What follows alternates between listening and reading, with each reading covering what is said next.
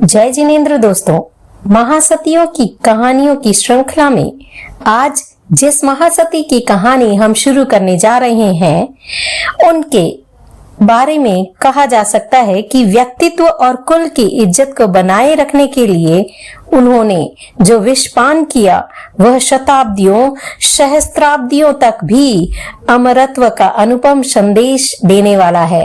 जी हाँ, मैं बात कर रही हूँ महावीर हनुमान की माता अंजना के बारे में। आज हम उन्हीं माता अंजना, महासती अंजना की कहानी शुरू करने जा रहे हैं। पवन कुमार ने युद्ध के लिए प्रस्थान किया। पहला पड़ाव साधारण वन भूमि में हुआ। संध्या का झुटपुटा फैलते ही वह अपने तंबू में पहुंच गया। पवन कुमार के तंबू में उसका अभिन्न साथी प्रहसित भी था। दोनों आगे के यात्रा पथ के विचार विमर्श करने के बाद शयन की तैयारियां यानी सोने की तैयारियां करने लगे। दिन भर की थकान, जंगल का नीरव वातावरण और शीतल बयार के कारण जल्दी ही नींद उनकी आंखों में तैरने लगी और प्रहसित बहुत जल्दी ही गहरी नींद में चला गया। खर्राटे भरने लगा। पर पवन की स्थिति भिन्न थी। वह चाहकर भी नींद नहीं ले पा रहा था। कहीं निकट से आ रही करुण रोने की आवाज सुन उसके हृदय सागर में उर्मियां उठने लगी और इसके साथ ही उसका मन बेचैन होने लगा।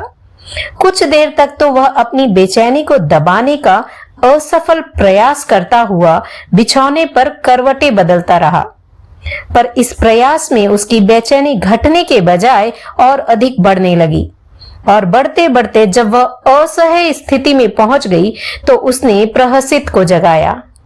प्रहसित चमक कर उठा। क्यों, क्या बात है मित्र? उद्वेलित स्वर में पवन प्रश्नायत हुआ। यह कौन रो रहा है? बड़ी हृदय विदारक है इसकी सिसकियां। प्रहसित 2-4 क्षण उस क्रंदन स्वर को ध्यान से सुनता रहा और फिर बोला, सखे, यह आवाज मुझे किसी मनुष्य की प्रतीत नहीं होती। वैसे भी रात्रि के समय यहाँ मनुष्य की उपस्थिति असंभव है। फिर कौन रो रहा है? पवन के स्वर में व्यग्रता का भाव था। मित्र, समाहित करता हुआ प्रहसित मुखर हुआ। मुझे इन गहरी सिसकियों में किसी विहरणी चकवी के करुण विलाप का स्पष्ट आभास हो रहा है। पवन फिर प्रश्नायत हुआ। वह रो क्यों रही है? हमें चलकर देखना चाहिए और उसके दुख को दूर करना चाहिए। उसका करुण विलाप मेरे दिल को टुकड़े टुकड़े कर रहा है। पवन बिछौने से उठ खड़ा हुआ। मित्र, बैठने का संकेत कर समझाने के अंदाज में प्रहसित बोला, हमारी सहायता की बात यहाँ व्यर्थ है। प्रकृति के कुछ नियम विचित्र होते हैं, बड़े विचित्र। उनसे किसी को मुक्त करना हमारे वश की बात नहीं है। चकवा और चकवी दिन भर साथ रहते हैं, पर ज्यों ही रात्रि एकांत का आगमन होता है दोनों के रास्ते अलग अलग हो जाते हैं। चंद्रमा की छिटकती चांदनी और वर्षा की मत वाली हवा में भी वे साथ साथ नहीं रह पाते। पवन, पति वियोग में तड़पती उस असहाय चकवी का सहयोग नहीं किया जा सकता। तो क्या वह रात भर यूं ही विलाप करती रहेगी? अत्यंत व्यथित स्वर में पवन ने पूछा। और विकल्प ही क्या है? बिछौने पर पुनः लेटता हुआ परामर्श देने के अंदाज में प्रहसित बोला, हमें चिंता उसकी छोड़ देनी चाहिए और कानों में उंगलियां डालकर सो जाना चाहिए। और थोड़ी ही देर में तंबू फिर प्रहसित के खर्राटों से गूंजने लगा। प्रहसित के मुंह से पति वियोग की यह करुण कथा सुन पवन का दिल भर आया। जीवन संगिनी अंजना उसकी आंखों के समक्ष उतर आई। वह अंजना जिसकी ओर उसने 12 वर्षों से कभी आंख उठाकर नहीं देखा, प्रेम के 2 संबोधन नहीं दिए और बिलखती अंजना के दुख का एहसास कर वह सिहर उठा। उसका चंचल मन अतीत की पगडंडियों पर दौड़ने लगा और दौड़ते दौड़ते वह उस स्थल पर जा पहुंचा जहां विचारों की कालिमा ने उसके स्वर्णाभ मन को कलुषित कर दिया था। प्रकृति के कण कण में खिलखिलाकर हंसते बसंत को देख एक दिन मेरा मन चंचल हो गया। अपनी भावी पत्नी अंजना के सौंदर्य का साक्षात्कार करने की बात रह रह कर मेरे मस्तिष्क में उभरने लगी और उसी धुन में अपने पिताश्री की आज्ञा ले मैं महेंद्रपुर पहुंचा। अभिन्न साथी प्रहसित मेरे साथ था। हम दोनों बिना किसी पूर्व सूचना के उपवन में पहुंच गए। झुरमुट के मध्य उपयुक्त स्थान की खोज कर वहीं बैठ गए। उपवन की धरती सतरंगे फूलों से हमारा स्वागत कर रही थी। प्रातःकाल की सुहावनी धूप सारे बदन में गुदगुदाहट पैदा कर रही थी। आम्र मंजरियों पर बैठी कोयल पंचम स्वर में हमें पुकार रही थी। प्रातः भ्रमण के लिए अंजना के उद्यान में आगमन की हम प्रतीक्षा करने लगे, पर हमें लंबी प्रतीक्षा नहीं करनी पड़ी। बहुत जल्द ही उसे विराम मिल गया। चंद क्षणों पश्चात ही सखियों से घिरी वह उपवन में पहुंच गई। रेशमी परिधान में लिपटी अंजना वन देवी से भी अधिक मनमोहक प्रतीत हो रही थी। उसके अंग अंग से टपकता लावण्य शची को भी लज्जित कर रहा था। कुछ देर चहलकदमी के बाद अंजना के साथ सभी सखियां अशोक मंडप में आकर बैठ गई और वार्तालाप करने लगी। उनकी चर्चा का मुख्य विषय था अंजना का भावी दाम्पत्य जीवन। पवन कुमार अभी भी 12 वर्ष पुरानी यादों में उलझे हुए थे। मेरी और अंजना की शादी तो संपन्न हो गई थी, परंतु मेरे मन की ग्रंथि ज्यों की त्यों घुली हुई थी। मुझे अंजना से कोई सरोकार नहीं था, इसलिए मैं अंजना को मात्र दहेज में मिली अन्य दूसरी वस्तुओं की तरह साथ ले आया और लाकर महल में रख दिया। प्रियतमा के रूप में वह मेरे अंतःकरण, मेरे दिल में कभी भी प्रतिष्ठित नहीं हो सकी। अंजना को मेरे अप्रत्याशित एवं अवांछित व्यवहार से बहुत आश्चर्य हुआ, पर उससे भी कई गुना अधिक उसे दुख हुआ, और यह स्वाभाविक ही था। फिर इस स्थिति में जबकि वह कारण से अनभिज्ञ थी, यह और भी अधिक स्वाभाविक हो गया था। अंजना ने अनुनय विनय कर बार बार मेरी नाराजगी का कारण जानने का प्रयत्न किया और महीनों के महीनों उसने इस अनुनय विनय में बिता दिए, पर मैं इतना निष्ठुर और निरपेक्ष हो गया था कि मैंने कभी उसके सामने अपने मन की ग्रंथि नहीं खोली, उसके स्वागत को स्वीकार नहीं किया, पति स्नेह की नजर से उसके समक्ष कभी देखा तक नहीं, पर प्रत्युत उसे दुत्कारता रहा, तिरस्कृत करता रहा, अंट शंट बोलता रहा। एक अवधि तक मेरा कक्ष ही मेरे इस व्यवहार से परिचित था, पर धीरे धीरे इसकी भनक माता पिता और मित्रों को भी पड़ गई। हालांकि अंजना ने इस संदर्भ में असाधारण संयम दिखाया, इतना असाधारण जिसकी की एक नारी से अपेक्षा नहीं की जा सकती, कल्पना भी नहीं की जा सकती।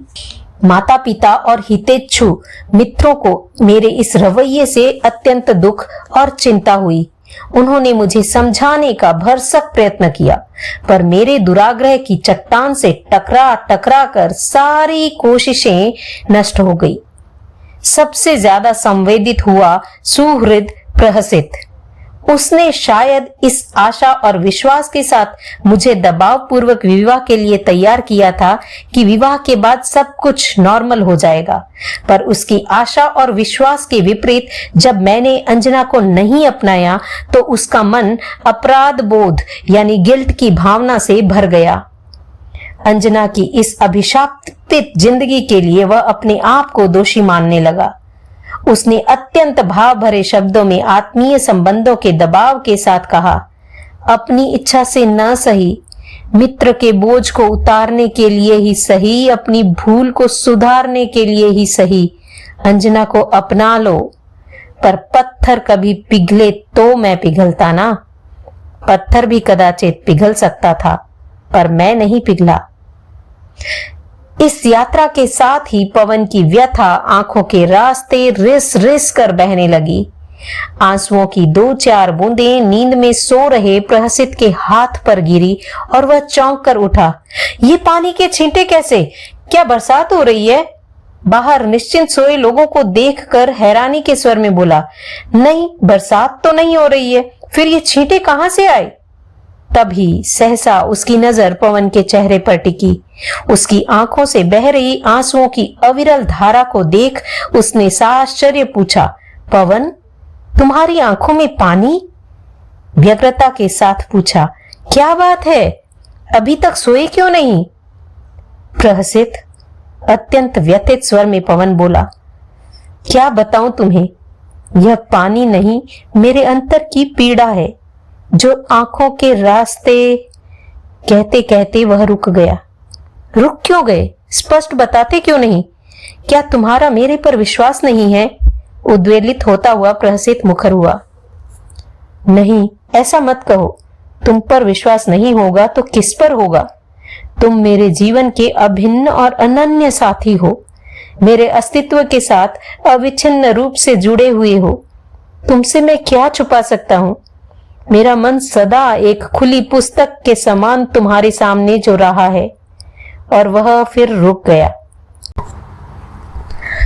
फिर संकोच कैसा? प्रहसित का उद्वेलन और अधिक बढ़ गया। पवन को समझाने के अंदाज में बोला, देखो, अपने मन की बात साफ साफ बताओ। सच कहता हूं, बताने मात्र से तुम्हारी आधी पीड़ा तो अपने आप ही कम हो जाएगी। शेष आधी पीड़ा में तुम्हारा सहभागी बनकर मैं उसे भी बांटने का प्रयत्न करूंगा। जब हम अपना सुख बांट बांट कर जीते हैं तो दुख भी बांट बांट कर जिएंगे। तुम रात भर पीड़ा से छटपटाते रहो और मैं सुख की नींद सोता रहूं, यह कभी संभव नहीं। दबाव की भाषा में बोला, जब तक तुम अपना मन नहीं खोलोगे तब तक मैं न तो यहां से उठूंगा और न ही सोऊंगा।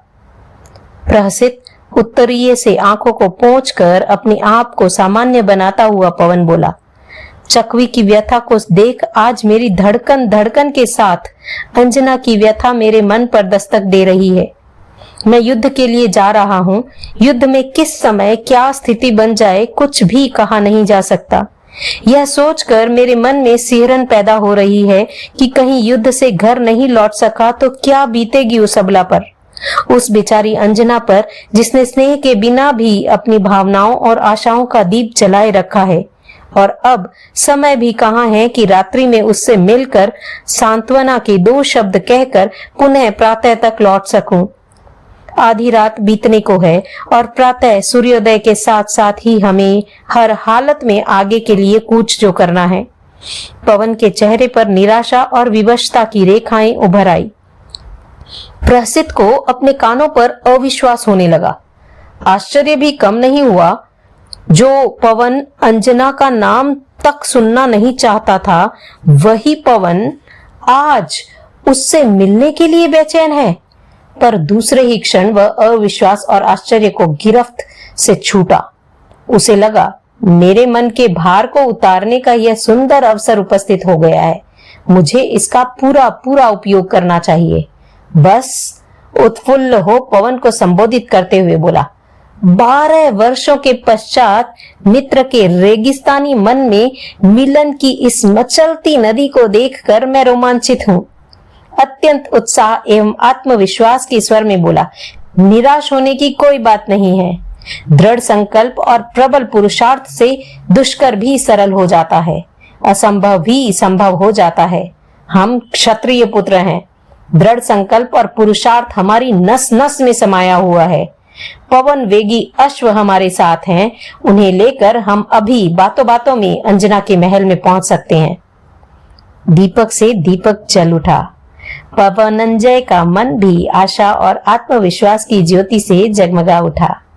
पर दूसरे ही क्षण उसकी वह ज्योति क्षीण होने लगी। मन सशंकित हो उठा।